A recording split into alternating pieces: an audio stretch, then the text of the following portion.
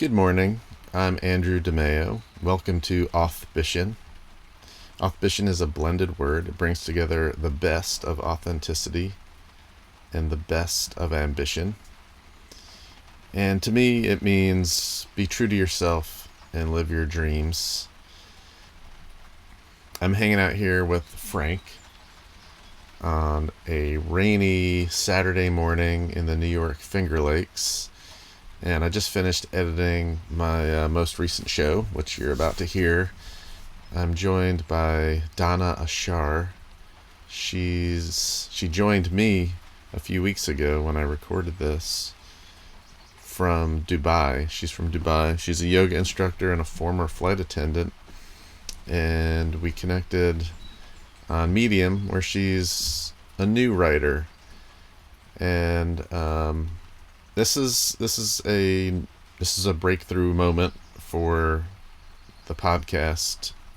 Every episode that came before this was either me alone or they were guests that I reached out to and begged, please come on the show. Please join me on my podcast. I'm trying this new thing. Something interesting happened not long actually after I started the podcast. I began to have people reach out to me and say, hey Andrew, I'd love to be on the podcast with you. And they were not real.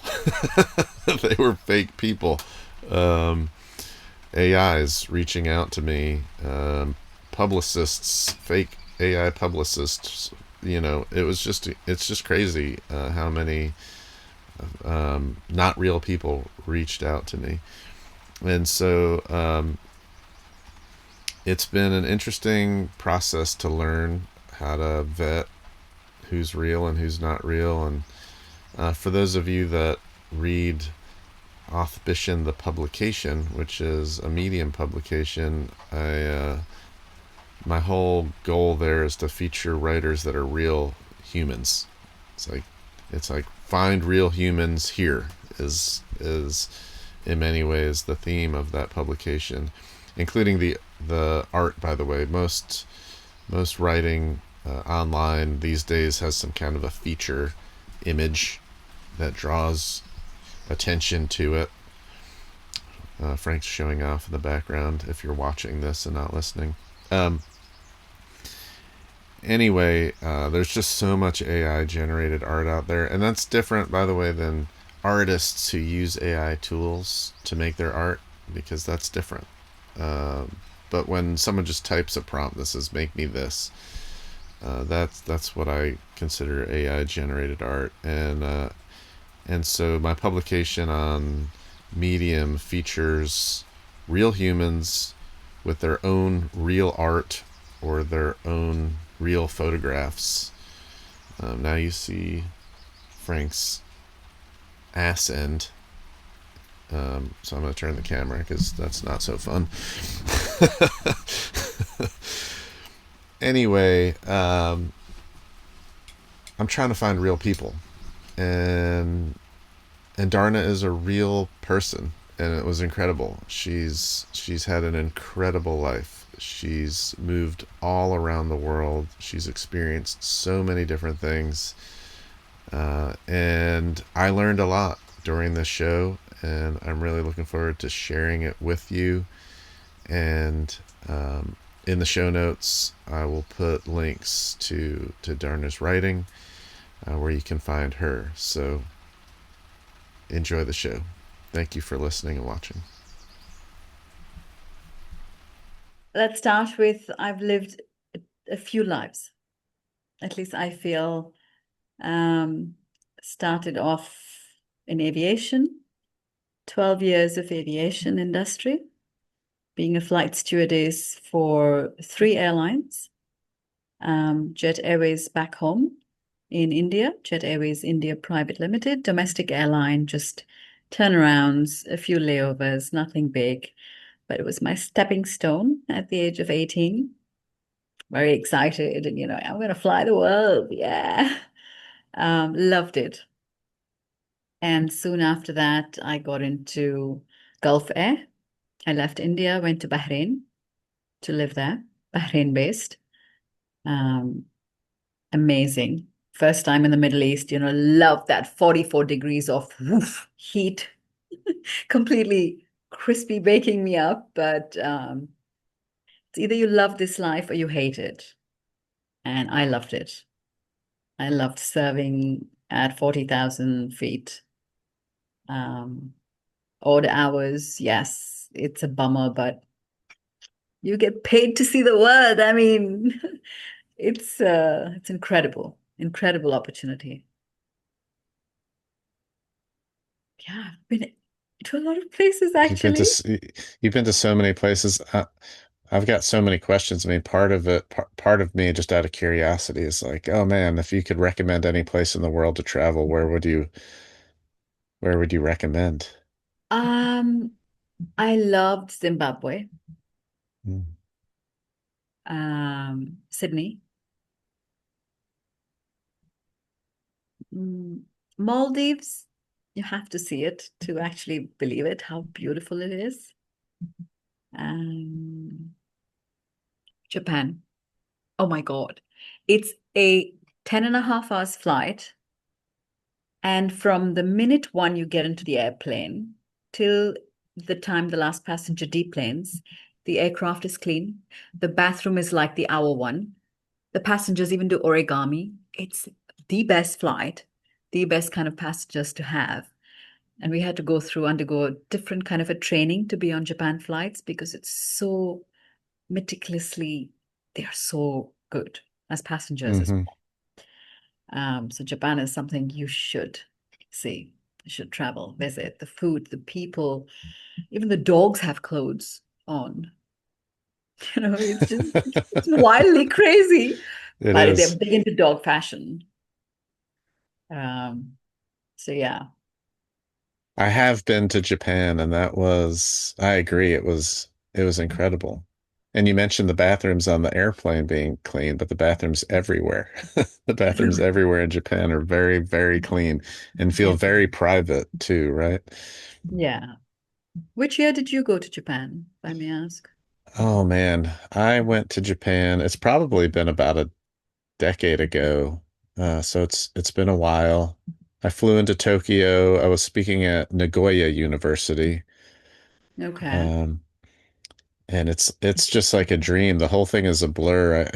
I don't even know how I made it off of the plane in Tokyo onto the rail to Nagoya, like how that even Really? how it even happened, and I do remember that the like the sun never rose on my flight to Japan, and it rose twice on my way home, and I thought that was just like the most fascinating thing. Yeah, I'm sure. My God. Sounds beautiful. Yeah, I did love Japan. It was a wonderful place. Such nice people. The combination of new and old, like modern technology and sort of ancient practice and wisdom. It was very present there. So yeah. Mm, yeah, totally agree. So that flight attendant, flying the world, that was one part of your life. And I love how your stories are kind of pulling from, the sort of the lessons that you learned in the air, Yeah. and pulling back and looking back now and bringing them into what you're writing about. It's really cool. Tell me more about your next phase of life. What happened after you spent all that time in the air? Okay. So right. I got into Gulf Air. I left for Gulf Air in 1998. Okay. Um, and then there was crash in 2000, Gulf Air, Mm, in Bahrain. It was 3 kilometers from the runway. That crash was quite hard for us as an airline, as a small airline of the Middle East. Um, a lot of People got put off with flying. A lot of crew members left. So Gulf Air had not fully recovered from that. And then 9/11 happened. So the airline industry took a huge hit. We were 425 of us lost our job. Mm.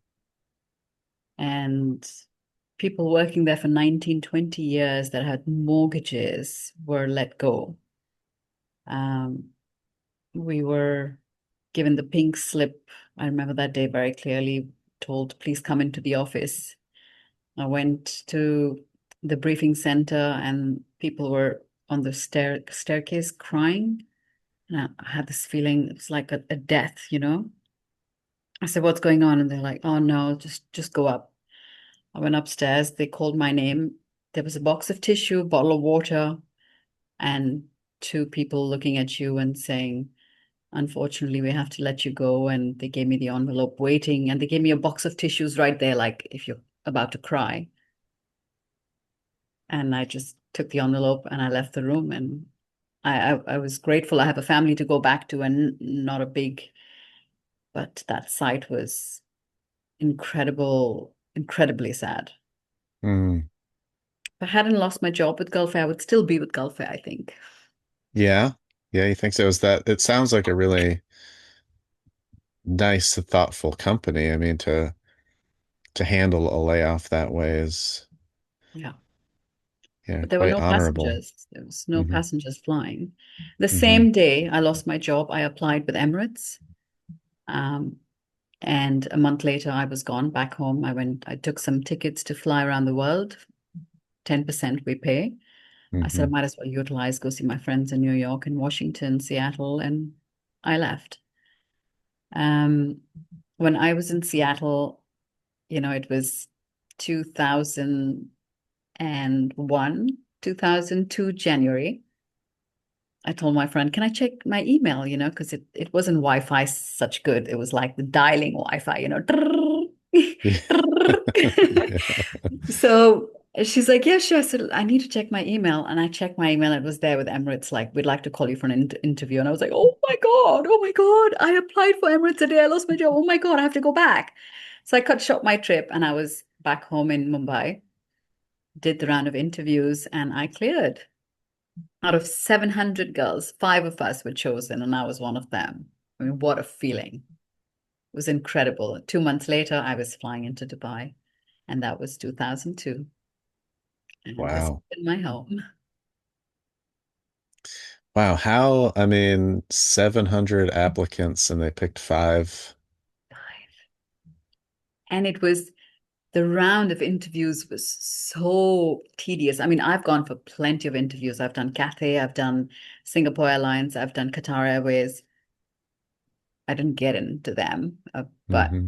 Emirates round of interviews was straight to another level, another round. What they notice, what they observe, what they're looking for, what they watch. Um, because when I landed into Dubai, they gave me a choice. You want to come March 20th group or April 3rd? I took the April 3rd because I had some root canals. I didn't pass medicals because you have to get your root canals fixed. So I didn't pass my medicals. I had to take the next batch. And when we landed, the same lady who interviewed me was there at the bus. She's like, welcome. And, well, let's take you to your apartments. And I was like, oh my God, it's you. I said, can you tell me how many girls did you take? And she said, just you. I said, you've got to be joking me. There were gorgeous women out there. She's like, yes, just five of you. So she told me the whole story at the training school a few weeks later about how and what they look for and what happened. And she said, those models are not the ones we need. We need real people with real actual smile that light up the room and are not constantly fighting to look at themselves in the mirror. We need someone. That's when I learned so much more, of course, as time went on. Um, so I was with Emirates from 2002 and 2007. I had my first daughter. So I took maternity leave thinking I'll go back, but I didn't go back. Um, she was born, I couldn't go back. I started working for an IT company, home-based job, remote, B2B. selling educational courses.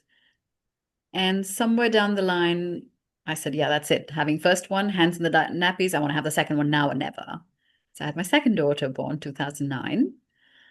And I still felt something was incomplete. Yoga was always a part of my life, as in Mm-hmm. go to studios, do your workout, try all sorts of yogas.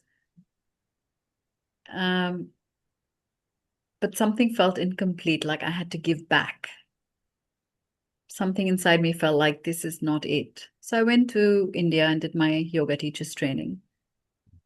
So certified in three types of yoga: Ashtanga, Vinyasa, and Rocket Yoga. I would say it was 31 days crash course, which normally they do in 3 months in UK. And it was one of the best and the worst experiences of my life. It was really hard. No days off. We got two and a half days off in 31 days, 7 a.m. to 7:30 p.m. Wow. Yeah. And So I went, how old were you? You've got two girls, right? yeah. And how So old they were they were, when you did this? so 2007, older one was 8, 9, 10, 11, 4. And the other one was 2.5, the younger one. So I said, this is the best age to do it because they won't miss me that much, Mm-hmm. which was true. The younger one would look at me in the laptop and then go behind the laptop to see if I was hiding behind the laptop because she didn't know it's just a camera. Um, and that experience changed a lot in me, a lot. I think, see, living in UAE, in Middle East, in Dubai, it's quite, how do you say? It's a superficial life. Hmm. It's each, of course, being a cabin crew, I could have a bag. Each bag had to have a matching shoe. Matching shoe had to have a matching hat, a matching top. So you kind of get into this whole materialistic thing. I realized I was collecting things and not memories, and it was time to change something in my life. Yeah. So that teacher's training brought me back to earth. Yeah, there's something so special about yoga. I can't imagine what that must be like doing the training in India. I want to know more about that. Tell me more about what that was like. Not just the hours of all day, so many days, but just Yeah. some of the experiences that you remember. Yoga nowadays has a very, oh, we can do online classes, and it's all about where you're doing in the lovely studio and the beautiful candles and the incense. Yes, where you practice matters, but the real essence and beauty of yoga is in the practice itself. It's the breathing, it's the being present, be present in the moment. This is what yoga teaches us, is to be in the now. Enjoy the now. Don't sit on your mat and think, I got to go home and I got to cook chicken. Is this in the fridge? You're not in the present moment.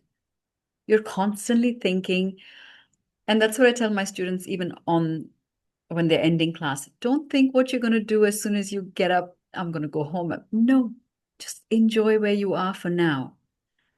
So yoga is a practice that basically teaches you don't compare yourself to others. This is what I learned in the course. Yoga is not to compare. Each person has their own individual uniqueness. You can have short arms, short torso, long legs, long arms, maybe a posture you'll never be able to do in your life because you cannot. Your body will not allow it. But some people go crazy because they're so competitive that they would have injuries rather than just give up and say, it's not for me. Hmm. So this is a huge thing that I learned. Um, was yoga is not, don't compare your body to anybody else's. When you're on the mat, I just imagine I'm in my bubble. And people can look at you and say, wow, that's lovely, and hope one day I can do that, but not, oh, that cow, she can do that and I can't. Right. Don't, Yeah. Yeah. don't have that kind of a mindset. Yeah. Appreciate the beauty, but be grateful that you have your health to practice and your own ability, because some people don't have that. That's the prayer also we have in the end, like I have in the end of my class. Each one has their own prayer, own set of things that they talk about. So yeah, this was one of the most important things yoga taught us, was the circumstances. We were practicing in a little shala. I don't know if you know, shala means a little hut. It was 40 degrees. It was full of ants and creepy crawlies coming out of the deck. Two little slow fans that were so slow. I don't know if any breeze would even come out. 40 degrees C. So, right. Okay. Right. So hot. Yes. Now we Yeah. had to generate our own body heat. That's the kind of that's what yoga is about. You need, and no towels, no drinking water mid class, after class, or before class. So it was the real, true yoga. I'm a very hands-on teacher. I cannot do online teaching because I know they're doing it wrong. I know the way your hand placement is, your shoulders, you're going to have injuries. No. So I was Hmm. never, unless I know my students have moved now to UK, to Cape Town, to US. I can teach online to them because they know my voice. They know what I say. Shoulders back, head down, bum bum up, tailbone up. And they go like, okay, we know what she means, because they've been in my classroom, and now they actually imagine I'm walking around them. They're like, we can feel you around us when you speak to us. So um yeah, that was, meditation was hard, very hard. We started off with 5 minutes a day, moved on to 10 after 2 3 days, moved on to 15. It's not easy to just sit still. I could not sit still. It was impossible to follow, having this mosquito go in your ears, and you go like, it's hot, I'm dying of heat. And it was really hard to meditate. I could not, eyes open, always like, oh, how are they doing it? Couldn't focus, couldn't follow your breath, couldn't. It comes over time. And I would say on the last day, we had to sit for 40 minutes still. But again, meditation is practice, practice, practice. And I did have an experience which is called an out of body experience. When you're in the meditative state, um, I didn't even share it with the closest of people. Oh, hello. Yeah, we've got a company. This is Yeah. Frank. This is Frank. Hi, Frank. Hi, sweetheart. Hello. He can't hear you, of course, because you're in my Of course. earbuds, but he might join us a few more times throughout this. Um, yes, the meditation comes with practice. I do you still practice regularly today? Yes. Yeah. I wake up 6:45, 7:15 I'm on my mat. Mm-hmm. 7:15, 7:30, and by 8:30 my mat's rolled up. 9:15 I'm sitting on my laptop working. Okay. By That's a 10:15 great I've way to cooked my start the dinner. day. And Yeah, that's just that's yourself. That's that's my practice. your personal practice. Yeah, And self-practice it's called. mhm. And so you had this outer body experience. What was that like? And have you had it since? You had it during the training? Have you had it multiple times? I had during the training, and I had twice after that. Um, I think it happens when there's a huge shift in your life, or when you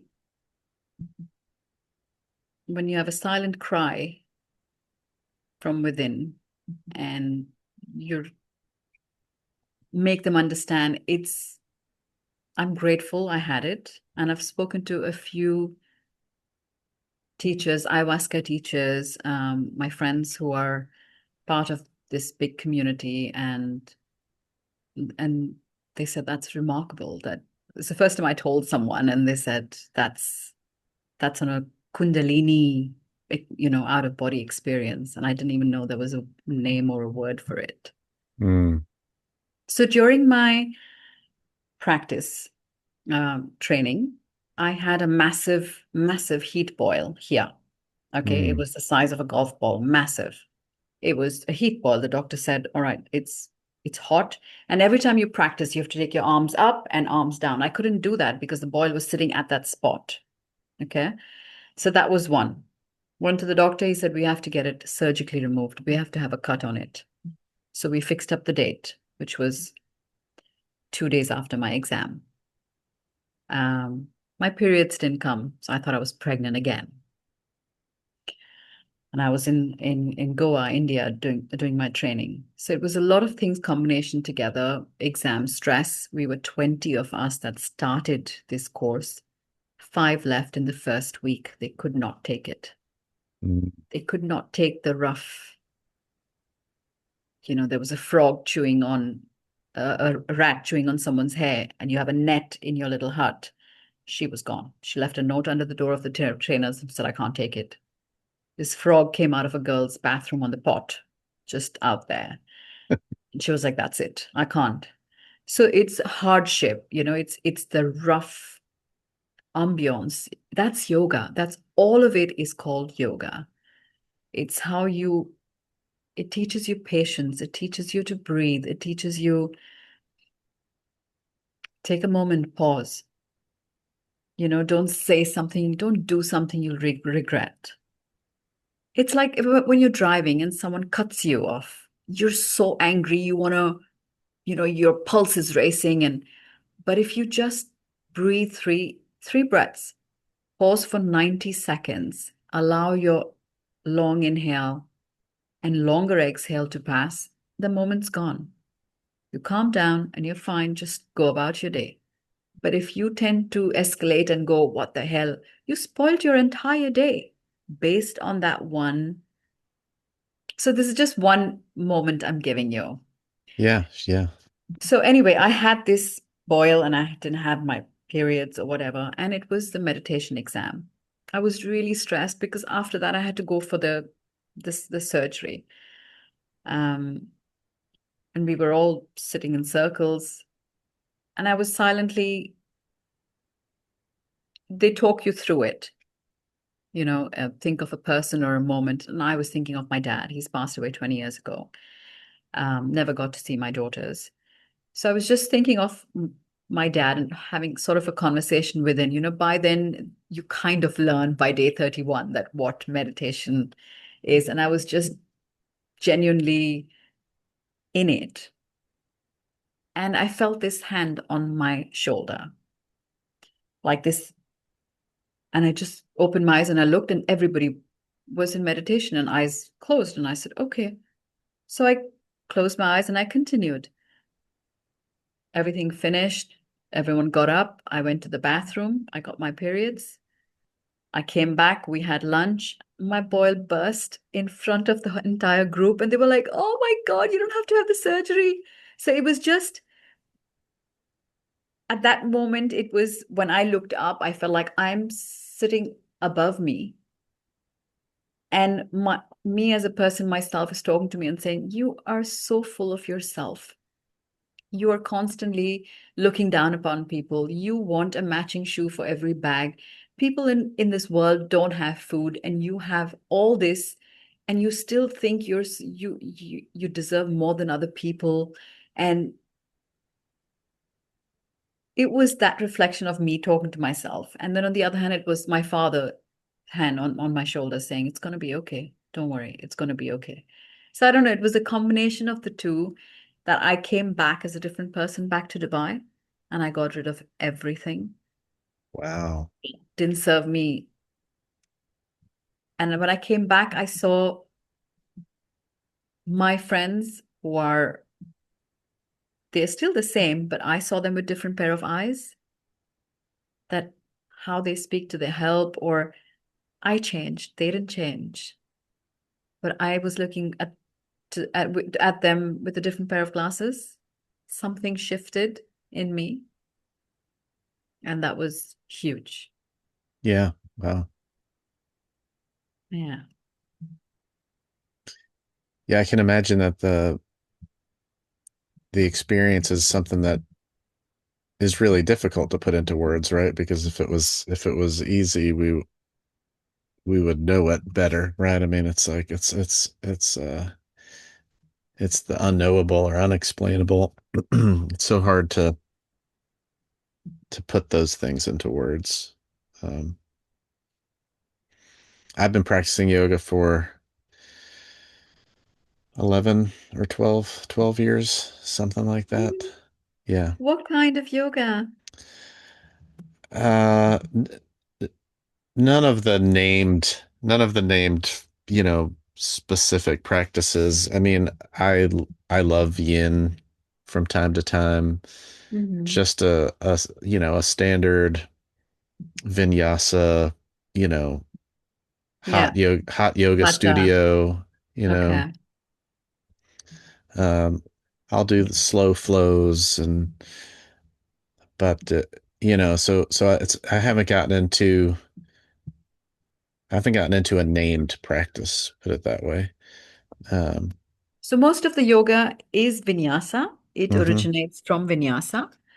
And hatha is a slower version of vinyasa. And ashtanga is vinyasa, but on a triple the speed. hmm. And rocket is quadruple the speed of ashtanga. So it's all the uh, same family. It's just the sequences are formed in a different manner, and it's slower and faster. yeah, interesting. Sometimes I find the slower is harder than the Yeah. faster. And for me, it took a long time to transform from, it started off as a form of exercise, a form of physical exercise, a form of stretching, Yeah. to realizing how much it was impacting, me from a more spiritual place. And even, I'd say even a professional space too, well, we'll play the game. We'll play the whole mind game. I get you've listened to an episode, so you've gotten to see what the whole mind game is all about. But in many ways, yoga informed that game because it was the one place that I could really see and experience two opposites happening at the same time. It's I could read about it. I mean, it's not like non-duality is everywhere, and philosophers have written about it, and it's in religious texts. I want to say um, of non-duality and paradox and the yin yang, and it resonates, um, but it doesn't. It's hard to practice. It's hard to actually do it. Yeah. And then in yoga, realizing that I could be completely engaged in a pose, um, and completely relaxed at the same time was where I started to first experience that, Mm. and sometimes how letting go, the if my body can't reach a position, and just letting go, sometimes that's when my body would reach that position. It's like Yeah. I stopped trying to get there, and all of a sudden it went there on its own. Um, Mm. or some of the positions reaching in the opposite direction. It's like, um, I don't know. Maybe I'm in a half moon or something, and I'm trying to get my hand to reach my feet. But if I take my other hand and I try to reach the ceiling, then my hand reaches my foot. Like if I do the opposite thing, Yeah. um, I get to where I want to go, and it became a an example of how you could live th these dualities. And then I started to see them happening in real life. You know, those the suffering that you talked about being in that really hot place. Um, the best example I have, I ride bikes and I'll be on these, you know, really long climbs, you know, like climbing a 3,000 foot climb on a bike. And I get to a place where it seems impossible, like I can't go anymore and I want to try harder and harder. But if I can go into that meditative state and just relax and just calm my breathing, Mm, you know, all of a sudden I can just be climbing and climbing, yeah. you know, and being attuned to my body. Um, Things like cramps used to escalate on my bike if I was to, you know, get a cramp in my calf or in my quads. As soon as that cramp comes, it would escalate and just get worse and worse and worse. It was like a vicious cycle to the point where my body was completely locked up. Yeah. Now when that cramp comes, I kind of acknowledge it and recognize it and start to breathe into it and it just kind of melts away and it just goes away, you know, and Passes away. Yeah. yeah, and it's incredible. I mean, even your description of being in traffic and losing your temper, it's like that even just melts away. It's things that used to get me upset just pass through, you know. So it's Yeah. definitely brought a sense of calm and peace, and yeah, it's had a huge impact on my life for sure. Oh, that's good. So nice to hear that.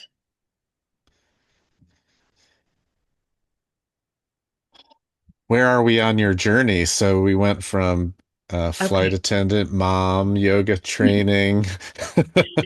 All right. So I finished my teacher's training, went back home, was doing yoga, giving classes for free to friends to practice because our teacher said, get to teaching straight away. It's all fresh in your mind. You've got to start teaching.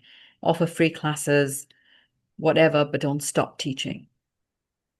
So I started teaching community friends first, the community ladies a little bit for a small fee. They started to come home. So we had a huge bungalow, and part of it, I changed it to a studio. Um, two ladies to four ladies to six ladies to only ladies covered, you know, in hijab, because it's a Muslim country. And one of them, after a few months, recommended me yoga to the royal family here in Dubai. So I taught yoga to one of the royal family ladies. Their car came to pick me up. Um, and because only their cars allowed in the compound. And I was so excited. I was like going up through my poses, you know, okay, I have to do this asana and that asana. And what am I wearing? Is it okay? I was so excited, getting paid handsomely. And I can't ruin this. This is my gig, you know, she'll recommend me more.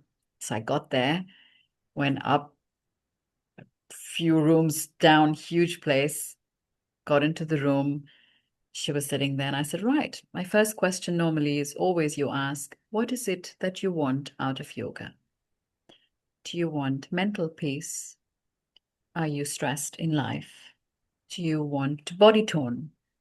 Do you want to lose weight? What is it that you want out of yoga? It's not what I want. I can give you practice breathing. What do you want? Do you like to learn about breath? Do you want everything combined? What is it that you want from yoga? Why am I here today? And she looked at me and she just cried. She just cried and she cried. And uh, I was stunned in that moment. I was just like, oh my God, what am I supposed to do? We were never taught about this situation in the book.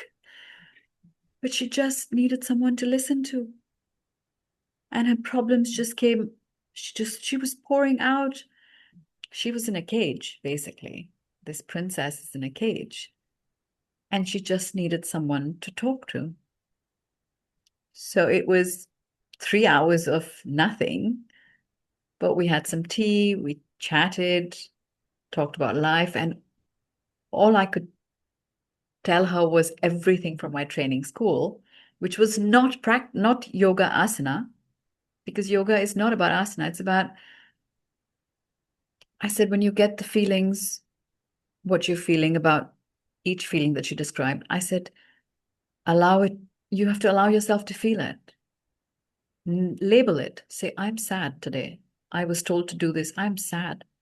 Acknowledge it and let it go. And I said, the moment you start doing that, you'll see a shift and a difference. But it's easier said than done. But allow those. Feelings are like, thoughts are like clouds. They come and they go. I said, you've heard this phrase, this too shall pass. There is a reason. So I said, just imagine when you have this anger feeling or the sadness, or you feel like doing something drastic in life, that they are clouds. They're going to pass. Give it 90 seconds. In the meantime, you take 3 deep inhales. When you take inhale, count 4. Exhale, double it. Count 8. And think of it as clouds. When those first 90 seconds are passed, the cloud has passed, and you'll see a little shift in yourself. But what you are in control is your breath. You can't control the outside situation, outside. You can control your reaction to it. So these are the few, conversations or tips I could give her and talk to her. And she did feel good, and she hugged me, and she gave me this huge envelope, and I went home, and she's still in touch with me now. And it's 20 plus years. Wow. Something I won't forget after training college. That was soon after that. Then I was teaching yoga to a lot more people in the community. I had regular classes. I had private students, couples, mom and daughter, mom and dad. Sorry, dad and daughter. Mm, Um, so I started doing a lot of partner yoga poses to enhance couples who are on the verge of breaking up. mm, To incorporate, what do you do together? Do you have any activities together? So yoga in their life, because I make them touch each other for poses, like, and I say, come on, give them some pain, do this, come on, take out your anger. And they go like, yeah, I'm going to do that. So I got quite popular here doing that, the partners yoga. I taught yoga in schools as well to grade 2, grade 3, my daughter's school. I did corporate yoga, chair yoga. So just on your chair, no need to change clothes. No need to say, oh, I don't want to change clothes. I don't have a mat. You don't need a mat. As long as you have a body, you can do yoga. So it was chair yoga, how to breathe in the chair, and imagine you have a string, inhale, go up, and exhale, twist hand on the chair. So I did a lot of corporate yoga as well. Then in universities, I got called to teach the faculty and students. So my yoga journey in Dubai just took off really well. Um, got a lot of privates, loved it, loved every minute of teaching. And Dubai was my home from 2002, and my brother is here, my family is here, and I didn't want to leave, but I'm the kind of person, Indian, in your culture, you follow your family. That's just the way we are. And we moved to France with our 4 dogs, a talking parrot called Kenzo, African Grey, and we left. Um, Everything changed from that time, you know, from UAE, you're with a good life, with 2 housekeepers, a big house. You go to France, to the rural countryside, where your toilet is outside. You have a dry toilet where you put just sawdust when you're done, and then you take the rubbish bag and go in the woods and back circle of life. Um, I went back 40 years, you can say that, with my family, adjusting to from having housekeepers to none. And then different language. They were little, so they could learn fast. For me, it was culture shock. Different language, no friends, no family, and dreadlocks and tattoos, which is very frowned upon in the countryside in France, especially if you don't speak French. So I think if it wasn't for my yoga, I would not have survived. Mm. I can imagine how difficult that time was. Wow. Yeah. So it was a small countryside village close to Bordeaux, 5,000 population. We went there thinking we will buy a camping or a bed and breakfast and I can teach yoga and start to teach in teachers training because I have that many hours accumulated. Unfortunately, we didn't do much research on any place. And 3 weeks later, we rented a camper van and went with our girls for 61 days trip all around France, starting from Brittany to all the way to Spain and back, looking at camping sites, bed and breakfast to see where our future would be. 61 days passed very quickly. And in France, if you don't put the kids to school, you're in trouble. Mm. The school dates were coming close. We had to give the camper van back. We had to go collect our dogs from the kennel. So we chose the first place that we could, which we didn't do any research on, which was a huge mistake. But then again, you live and learn. And yeah, that changed everything from there on. Yeah, it sounds in a way similar to your yoga training. I mean, just getting really outside of your comfort zone and stripping down to you know, the bare necessities and Yeah, surviving a very difficult time. yeah. But this time, oh, I was all alone. It's just, although my brother here in Dubai didn't, he was like, "Are you crazy? You're just going to leave everything and go." And I said, "Yeah, I think I'll be fine." More like monkey see, monkey do. I was saying, follow my poses, copy me, and they would be at the back. My students were teaching me French, and I was going to a French school for adults at the same time to learn French and teaching in exchange yoga free to immigrants in France. So I realized I was adjusting quite well to wherever I was thrown.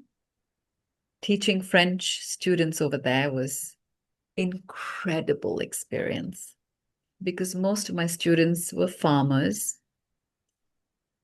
They would pay me in potato, tomato, vegetables that grow only in that month.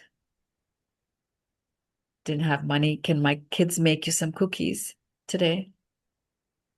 And I was like, yeah, okay. But they loved yoga and they're like, you're the kind of teacher we've never experienced. There were students coming from like 50 minutes drive for my classes. That itself was like, in 3 months, I had 19 students. 19. And that was incredible. Um, I had students with Parkinson's, with Lyme disease, with full body arthritis. And to hear them say that my pain is 20%, I used to have 65% pain. Or the husband telling me my wife has never got up or sat on her own. And since she started your classes, she sits and gets up on her own. And I can't thank you enough. I mean, I didn't know yoga helps medicinal side so strong till I actually had these students in my class. And when I had to adjust them, so I can take all levels in one class, whether it's a beginner to advanced. Hmm. I made Karen sit on a chair. She's the lady with Parkinson's. She's from UK, bless her. She will see this hear this podcast and she'll totally resonate with it. Karen would sit on a chair. She would be doing chair yoga while everybody else would be doing normal yoga. Karen would know what to do, inhale. She would be sitting on the chair and doing it properly. But she was a part of us. Everybody was part. I knew which level arthritis, you have this shoulder pain, you don't do this. I would go and give her the alternate poses. You will do this. My one student had 3 children with Down syndrome. They would be sitting in the class at the back because she had no nanny to leave anyone. She said, where do I leave my Hmm. kids? Those 3 students would get up and come and do some poses in the middle, or I would even be showing them what to do. And now they have the passion for yoga, and they were the ones who make cookies for me because she can't afford. She doesn't work. She has to look after 3 children. So it's these little things that was this, not a slap on my face, but it was more like a wake up jolt. Where were you living? What kind of a life were you living? Because this is a reality check. This is real people with real problems. So I think my students taught me a lot at the same time that I was learning from them or they were learning from me. I was extremely alone, yes. When classes would end, like I'm a kind of person who never looks at the clock. It's 1 hour past. They have to tell me, oh, you have to go. Lunch is finished. You know, I'll get lost in the mat. Love teaching, love. So when the class would end, I would be sad because I knew they'd be going and I had to go home to an empty house, because my daughters were with their father. Mm. So I would go with they'd invite me over. I would go to their place, even though they all spoke only French, and I would not understand when there were so many dialects. I would still just go to be out, not realizing that I need to feel what I have to feel. I would just try to keep busy not to feel. Until I went one day to a place called the Plum Village in France. It's a Buddhist monastery. You must look it up. Okay. Right? The Plum Yeah. Village. It's a Buddhist monastery.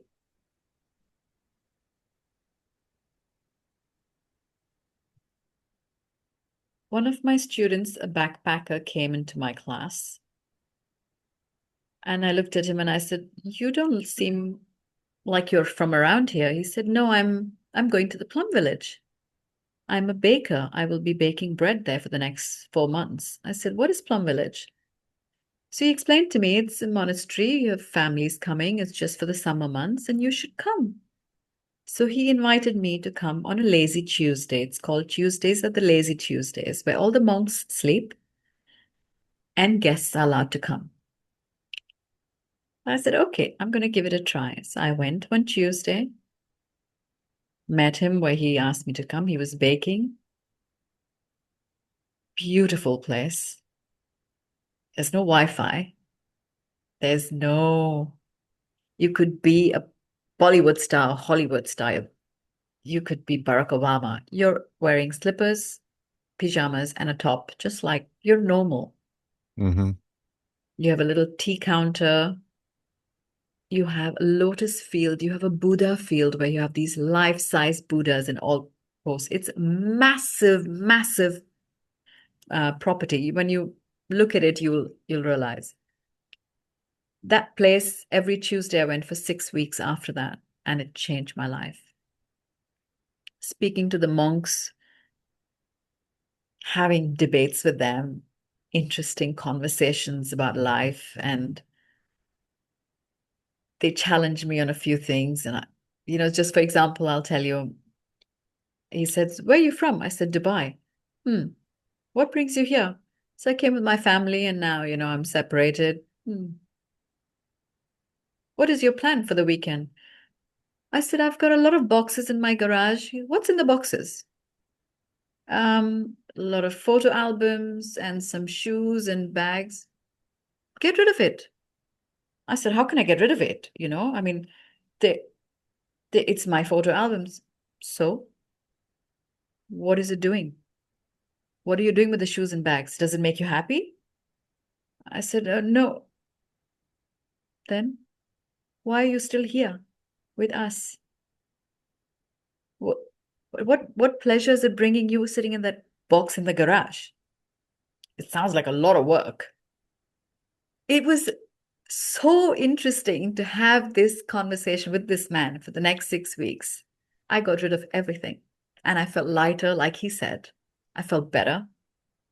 The more I gave away, the more I was smiling. It was just incredible. He there were instances where he said, "We're having a full moon on Thursday. Would you like to join us?" I said, "Yes." On the full moon, the whole pathway of 2 kilometers was beautifully decorated with lights and everything, all handmade with the children that do things over there. No computers, no laptops, no Wi-Fi. You make with hand. Children are kept busy doing hand artwork. Everything over there was done by humans. They had put love and effort into it. That whole field on full moon night was so incredibly, the energy was so powerful. Each one had their own story, and some of their stories, mine's nothing compared. Nothing compared. It was in I'm thankful for those experiences. Yes, I went through a lot, but I think that was my path to go through it, to feel, to understand, to realize that people come in they cross your path. They're not meant to be in your journey, but you have your own. Just because they cross your path, don't get attached. Not everything Hmm. is to be attached to. So it was, now that I reflect on it, and that's why every experience I've had, I've been putting notes down. So I have a lot of notes written down from my flying days, Yeah, my that's journey. I mean, it feels like you just have so much material to write about, and you've got some themes that are coming back over and over again.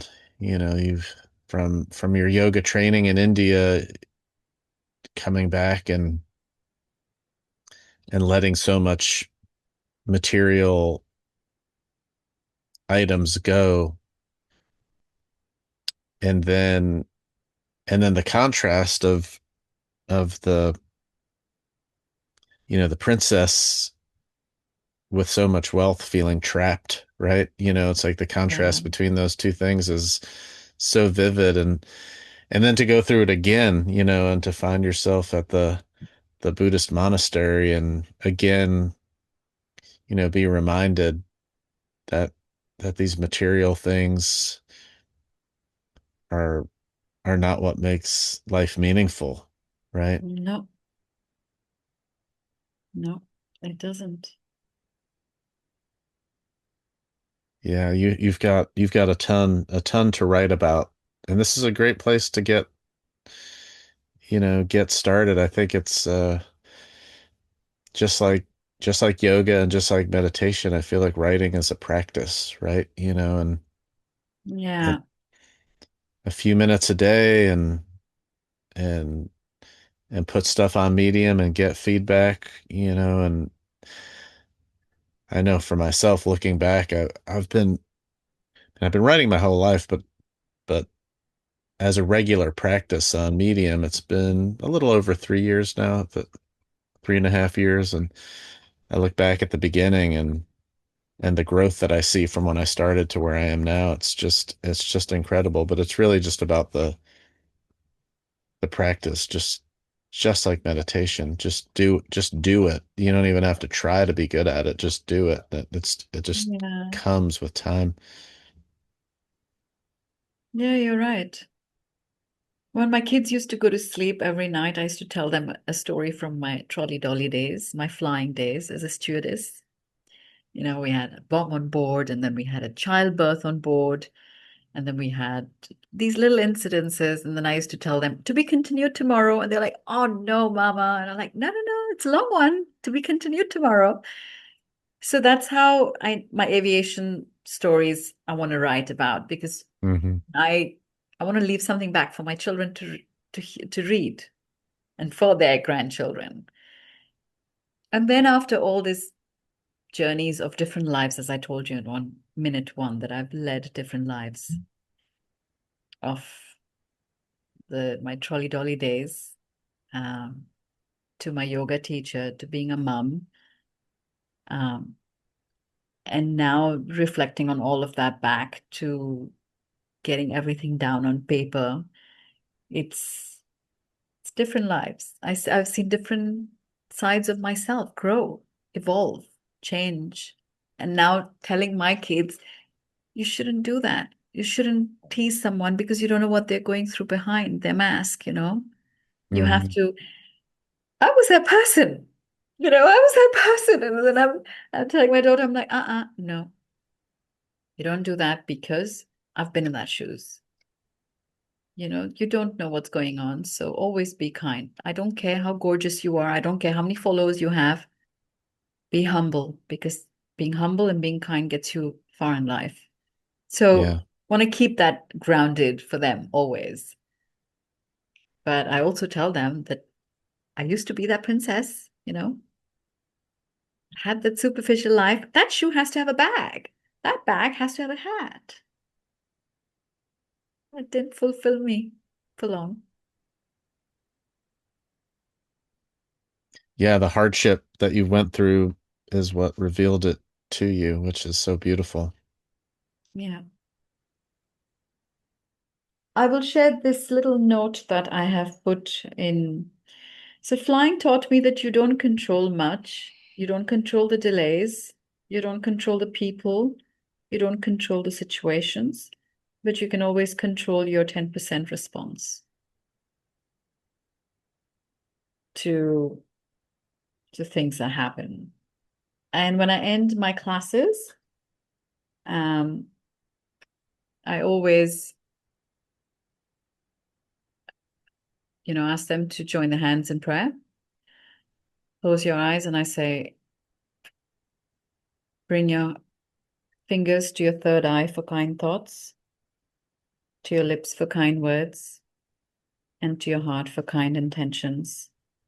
In the hearts, minds, and souls of all living beings, thank you for sharing your energy with me. And then I make them put their hand on their yoga mat and then on their head to say, thank you that I have the ability to practice and my health to practice, because there are some people that would give an arm and a leg to do this. Mhm. So be grateful that you have your health. That's it. That's beautiful. Yeah, the attitude of being grateful that I can do this thing, I think about that again on my really long bike rides. Sometimes I feel like it feels like I'm suffering, and then I look back and I think, well, first of all, I'm doing this because I chose to, you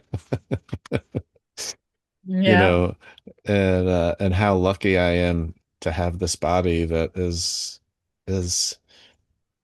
taking me up this mountain on this bike because, there's a lot of people that would be happy to have whatever pain I'm feeling in my legs. They would be happy to feel that pain and be climbing up this mountain right now. So Yeah. yeah, It very gives everything grateful. to feel that. Yeah. Yeah. So the whole mind game that I made up this game, it's like trying to find two tensions that seem or a choice that's they don't have to be tensions either. It could be two positive choices, like I want to go to the beach or the mountains. Which one do I choose? Or I've got these two job opportunities and it's like two great opportunities. I don't know which one to pick. Um, or it could feel like a tension stuck between a rock and a hard place. And the game is a way to explore, what is the how can we find a way to achieve both at the same time? What's the best of the best of both of these choices? Hmm. And then there's like a trap. What's the worst of the worst? Um, and so the game takes us through that. Is that something you'd be interested in playing? And do you have any tensions that are or choices that are in in your mind right now? Uh, no. Kind of give me an example to the concept of the game so I get it better. Maybe I'm not understanding it. Yeah. So, you know, one tension that I've explored is like, what is it? Maybe I want to choose to be selfish or selfless, right? And how can I do both of those things? How can I be selfish and selfless? And this is actually, it's, I'm glad I thought of this one because it's got the example that I use comes from airplanes. Okay. So, I think that when faced with something like it feels like they're opposite choices, should I be a selfless person or a selfish person? I want to be taking care of myself. And I think a lot of people that serve, maybe people that are teachers, nurses, caregivers, they're selfless. So they're giving of them. They're constantly taking care of other people. And really but they're not taking care of themselves. They need to be more selfish, right? They need to focus on themselves and take care of themselves better and make sure they're getting their sleep and their rest and they're Yeah. finding joy in their own lives. And what I find is that the standard way when there's these two choices is to find some sort of a compromise. Like, well, maybe I'm being too selfless, so I'll be a little less selfless and be a little bit more selfish. And Yeah. and this compromise is almost a watered down version of both attributes. And so what the game is it's a simple game that just asks what's the best and the worst of these two things. And if you ask, say, what's the best of being selfish, then that self-care that you're getting is so important. But the worst of being selfish is, um, maybe you're hurting other people or you don't care what's happening to the people around you, right? By being so selfish, right? Yeah. But the good side of being selfish is I'm taking care of myself. So sort of write those two things down, this self-care and, hurting other people. On the other side, the selfless part is, the best part of being selfless is that I'm providing care, I'm helping, I'm a positive influence to the world around me. But Yeah. the worst part about being selfless is I might lose myself. Like I lose touch with myself. I don't even know who I am. Yeah. I can lose my identity if I'm so selfless. I don't even know who I am anymore or what I even like.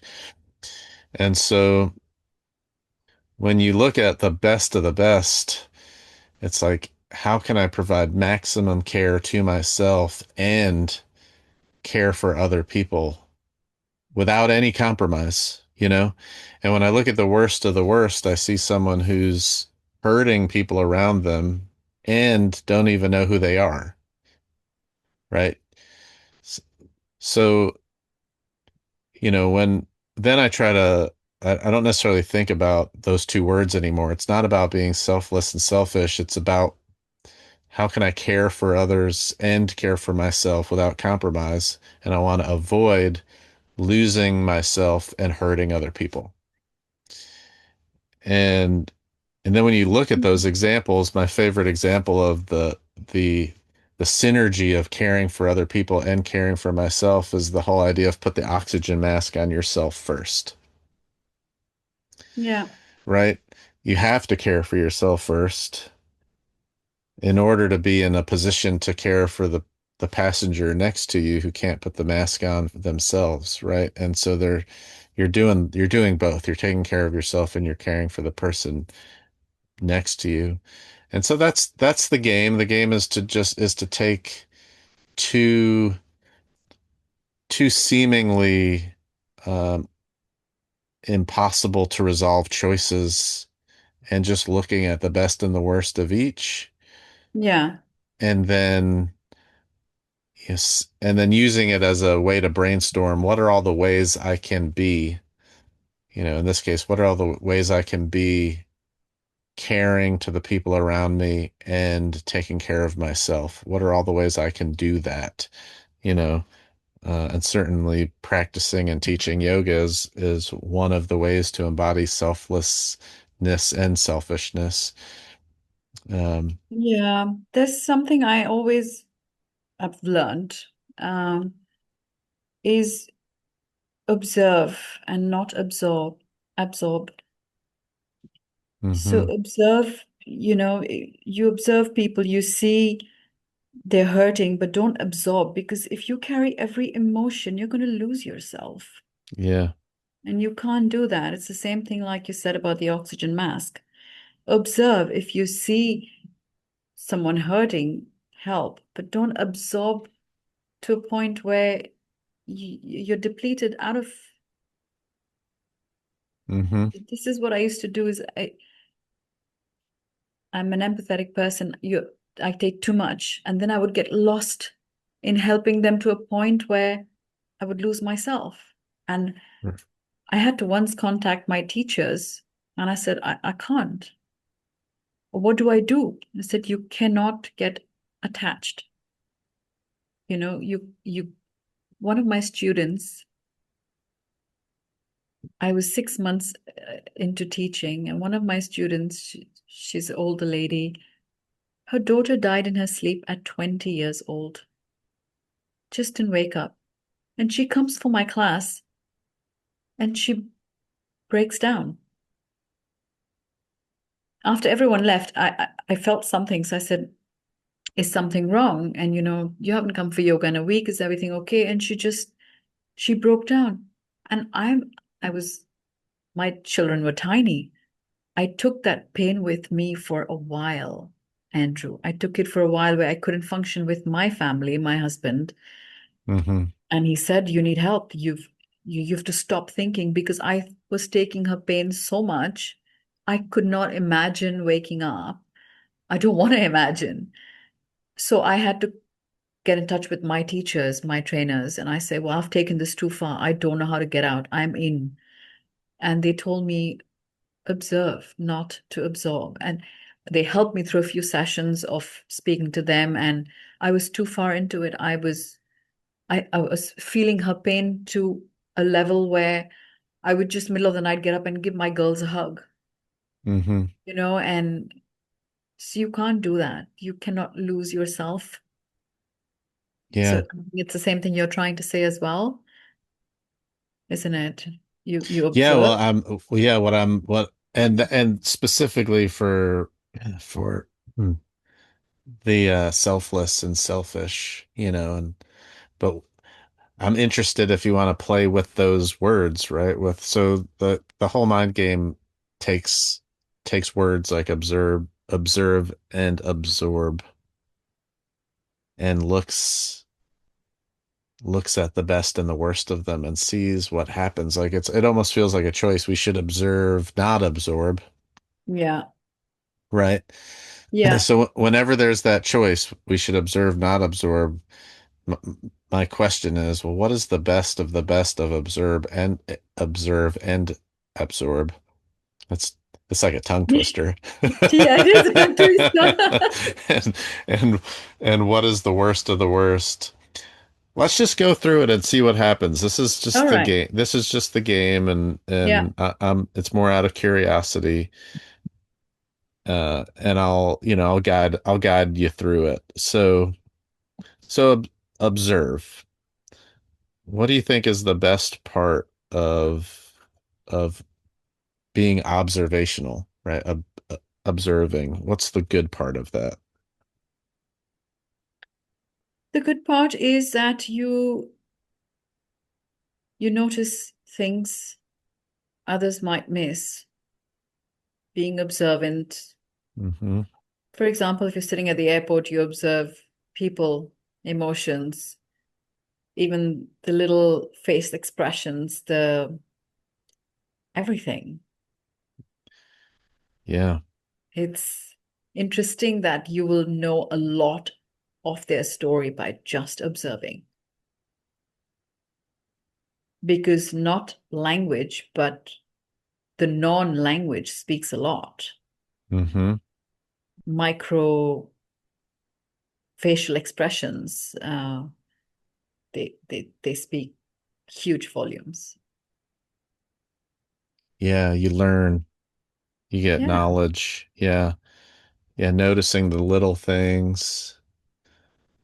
I mean, I can't help but think about, this sort of the stop and smell the roses. I think it's seeing and observing the small things um, is really what makes life so beautiful. Without observing, you know, we we miss so much.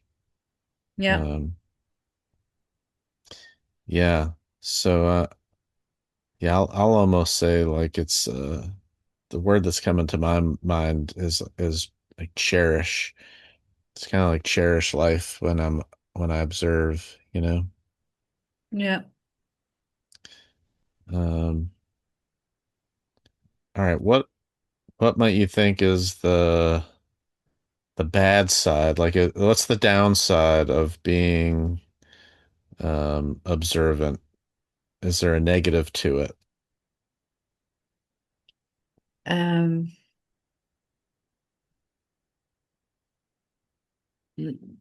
Negative to it that you might actually realize that yes, there is a problem going on over there, or oopsie daisy, did I,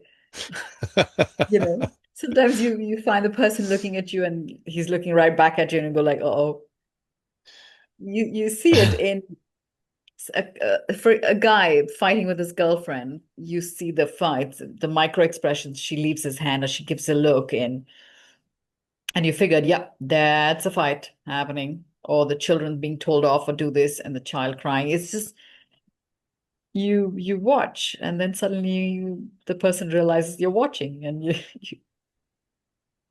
Getting I getting caught watching. That's funny. getting caught. Yeah, it's. y- I was thinking like see things you don't want to see, or from what you're saying, things like you can't unsee it, right? You see something and maybe you didn't want to see it. You can't unsee it. Observe something that maybe is a private moment between other people, and you observe something that's private, or or that people don't realize that they're what they're doing in public. Yeah, Yeah. it's like when we had a smoke smell on the aircraft. Mm, Okay, now the protocol is if you smell something which is clearly a smell of burn. hmm. We're at 39,000 feet. I mean, for God's sake, we're over the ocean. So Yeah. I have to go get my colleague and say, right, can you go near 10th row, take the tray of water and juices? Do you smell something off? Because maybe it's just me. Right. She goes, she comes back, confirms there is something off. It's a burn smell. Okay, protocol is you go SFS, your senior flight steward is one grade higher. We smell something strange. Both of us have checked. She goes, she comes back, she's like, definitely something's off. Call the purser, the chief of the plane. Purser goes, says, God damn it. Yes, okay, we are 5 hours away from any airport. I have to get the first officer out. First officer leaves his seat. He comes out, checks. It's a night flight. Remember, you can't warn the other passengers because they are Mm, observing you at maybe because you're like standing in a show. They have nothing else to do but watch. yeah. You can't alarm them. So first officer came out and he said, yeah, definitely. But he said, take your phone, flashlight, go under the seat, just check, guys. Check if there's any electrical dew smell. We did all of that because if the captain has to leave his seat, it's a big thing. But the captain had to leave his seat. There's something going on. The captain came out. He said, okay, yes, I smell it. So he stood in the galley talking to us. More questions. When did you first smell it? What time? That's 42 minutes. prior. Okay, the smell should have deepened. It's not. The captain's one angle parallel looking at us, and the other angle he's looking into the dark cabin. And while he's talking and looking into the dark cabin, he suddenly looks and he sees that 9A and C are together, two young men, 28 years old. 9C is bent over with a matchbox, burning his friend's hair on the leg and laughing and doing it again because his friend is asleep and he's burning his. That was the hair smell burning, thinking he was thinking it's funny, but the captain, because he was trying to figure out how much time it's the smell is there, talking to us, talking, and he noticed and he went to the passenger, said, "You come here." In the galley. He took him in and he said, "Do you know what you've done? You have almost had us diverted." He explained the situation, that how bad it is, could have done. "Give me the matchbox. You shouldn't do this." That passenger shat his pants for sure. But so did we. Right. As crew, so did we. I mean, I was thinking, did I say I love you to my dad? Who's going to find the money, the bank card? You know, these things, you don't show it because if you panic, they see your panic. Uh-huh. They Right. observe your panic. If you're calm, smiling, they. So this incident really taught me that poker face is what we live for. That plastic Interesting. Yeah. smile is always that. But that flight was, it was not funny. Nerve-wracking for you, right?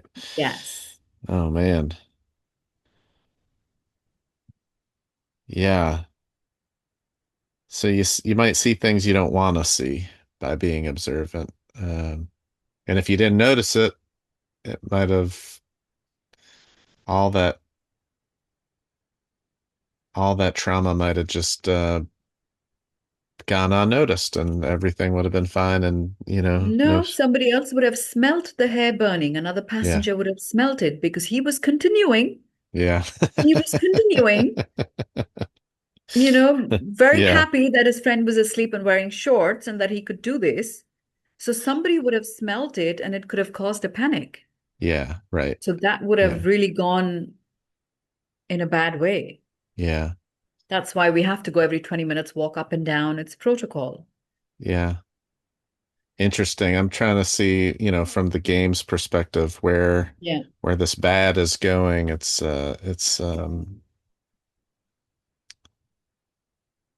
I see it as a good thing, right? Like it might be uncomfortable, and it might result in something that feels bad, but it's actually you're doing good, right? You're doing a service right there by being observant. So And thanks to that incident, no more matchboxes allowed in the plane.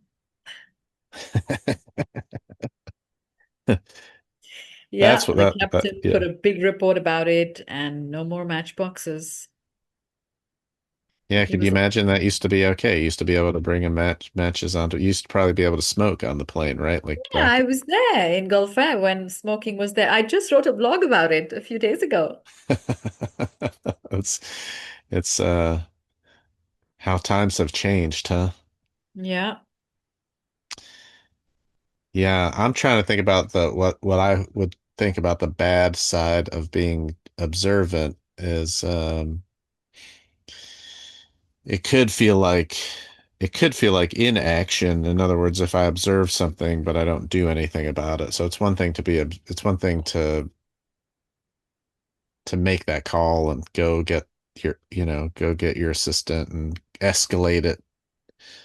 Um, but if it's observing without doing anything about it, that could be Well, then I um, have a story for you, yeah. but I'm not sure it would, um, it's on a funnier note. Okay. It was a couple that boarded a flight to Mauritius, actually. Clearly in love. From the time they boarded, it was all kisses or sweet honey. They were in business class, lovely. Champagne took off, very romantic. Uh, Again, the curtains, the window blinds, we close the blinds after service so people can sleep. So I'm walking past and I see um they have the blanket over, but I can see the head going up and down the blanket. And I was like, oh my God, oh my God. So I went to my colleague and I said, oh my God, there's Mile High Club going on. There's a Mile High Club going on. Go check it out. So she walks and she's like, oh my God, it's like bobblehead, bobblehead. I was like, come on, they're honeymooners. We know they're honeymooners because we had to give them champagne and a cake and everything. So we let it be, but we had fun with calling the other crew members, go check it out. And we didn't do anything about it. We let them have fun. It's just when the flight landed and we had to go collect the blankets, that was not a pretty sight. Mm. But that's why I said, on a lighter note. Yeah, we'll leave that in the show. That's a good story. So yeah, I'm only hearing good things from Observant. This is only good. I mean, maybe the see what you don't want to see or you can't unsee it. I mean, I guess we'll leave it at that. Um, I want to take a minute and look at absorb. yeah. And do you see a good side to absorb? Like, is there something good about absorbing these feelings? When you told the original story of, the woman that lost her child, is there anything good about feeling those feelings or about absorbing those feelings? She wanted someone to listen to and just talk to. It was such a Okay. sensitive subject that, yoga teachers are like counseling banks. Uh-huh. Sometimes they talk to you about anything, hoping you have a solution or just hoping it's kept to you, it's confidential. Yeah. So she spoke to me purely out of confidentiality and that she could, because I noticed, I said, something is wrong. And Mm-hmm. it was like she was waiting to speak to someone. Mm-hmm. And from there on, she could always speak as months went by, and it got easier for her. Do you think that absorbing some of those feelings gave you the ability to be empathetic or feel or recognize? Like if you didn't absorb any of it, if you absorbed nothing, do you think you would have recognized? It's inhumane not to absorb it. Yeah. Okay. Okay. So, I had so, to so seek you, help. That yeah. incident led me to seek help to my teachers, Mm, which guided me in then not to have that line drawn. mm-hmm. After 9 p.m., you're not going to answer any more messages from any students from here on. Okay. You have to draw a line between teacher and students, and this is it, Dana. You've taken it too far. From now on, this is it. 7 p.m. off phone. You don't speak to your students because they Mm-hmm. will call you. They are hurting in many ways, but you can't Yeah. take everything back with you in bed. That's it. Right. Right. So there's So a it was, time for it. There's a place for it, but yeah, not, but you've got to draw some boundaries around it. you've got to draw. Yeah. She was messaging me all the time, and I was Yeah. responding all the time, and hence it went a bit too far. Yeah. I mean, I'm playing the game too, so when I think about the good part of that absorbing those feelings is the connection that you're creating with this other human. So you're creating this connection, but then if you don't have those boundaries, it gets to the worst side of it, which I is was losing myself, yeah, Andrew. losing I was yourself. losing Yeah, myself. that's yeah, yeah, And I was yeah, in, I was not capable to give more to my other students or to my family because yeah, I took it too far. yeah, You have to draw the line somewhere. yeah. I'll tell you what I got out of the game.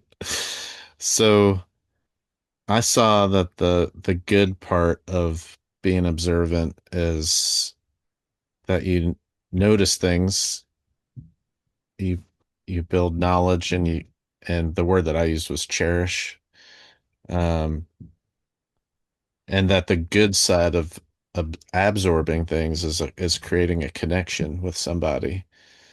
So when I put those two things together, it's like notice that someone else is hurting and build that bridge to them is kind of the best of both of those words. Yeah. And then when I look at the worst of both of those words, I mean, this is hard. This game is hard. But when I look at the worst of both of those games, it's like the worst of observe was this whole like see what you don't want to see. You can't unsee it, and losing oneself. It's like don't carry the emotion too far. Don't carry it with you. Yeah, and if I see something that I like really don't want to see and I lose myself in it, um, that really does sound like a nightmare, you know. It's like I'm exposed to too much. It's almost overwhelming. I think the place, the worst of the worst feels overwhelming. Yeah. Um, yeah, interesting. Mm.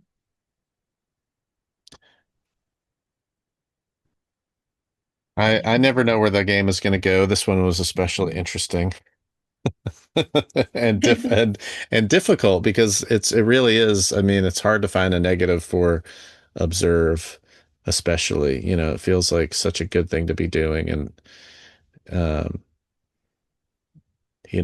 to find a downside of it is hard. But I do feel like there's sort of like there's pros and cons to everything, and I want to find the pros. I want to find the good parts of everything. I want to find the good parts of Yeah. absorbing those feelings. There's something good about it. I want to create that connection and that bridge to people. Um, Yeah, but like I said, I think you have to control your 10%. You can yeah, give everything, but you've got to have that control. You can't, yeah, you'll get lost. yeah, yeah, You can only give and from a well that has enough water. You can't dry yourself out if that makes sense. yes, absolutely, it does a lot. Wow, this has been wonderful. Are there any thoughts that you have before we finish up for the day? No, it was great. It was a good chat. Yeah, it's so nice to meet you. And then, of course, you're a verified real human, so that means that Yay! you haven't finished writing it and you haven't finished living it, right? I think you've got a lot more living to go, and you're gonna have words to say for a long, long Yeah. time. Yeah. Wow, Darna, this has been a pleasure. I'm so glad that you reached out to me. Um, Yeah. I don't Me know too, how quick. Andrew. Yeah, and keep in Thank touch, you for please. taking the time out. Yeah. It's been fastest 2 hours that have passed. It has gone so fast. I Yeah. whenever I don't know how long it's going to take me. It might be days, it might be a week or more. But whenever I have a a draft of the show, I'll send you a private link so that you can make sure I deleted the parts that you want out of it before I make it public. So I'll give you the All right. opportunity to review it. Um, Cool. That'll be kind of yeah, you. yeah, absolutely. I think I want this to be a safe space too, right? So it's important to make Yes. sure we let public what's meant to be public. Um, And observe, don't absorb. That's the mantra. I will take that with me. Thank you so much, Darna. Yeah. I hope you have a Welcome. wonderful Thank you. evening Yes. and Namaste. namaste. It's been an absolute pleasure, Andrew. Have a good night.